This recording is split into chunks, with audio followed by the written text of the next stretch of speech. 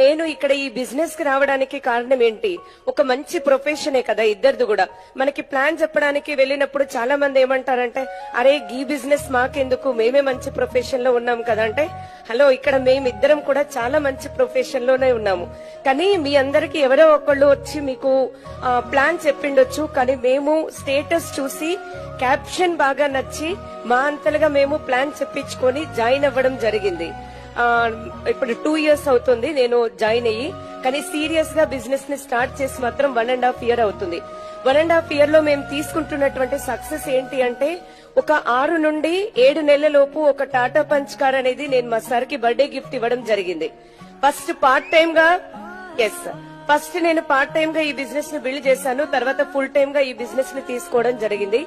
గోవా వెళ్లి రావడం జరిగింది. అండ్ నెక్స్ట్ వచ్చేసి థాయిలాండ్ వెళ్ళాను సింగిల్ గానే టీమ్ తో పాటు. కానీ first after 25 years of our married life ఒక ఇంటర్నేషనల్ ట్రిప్ అనేది wastage and winning team family ఒక కాంబినేషన్ తోటి మేము వెళ్లడం జరిగింది.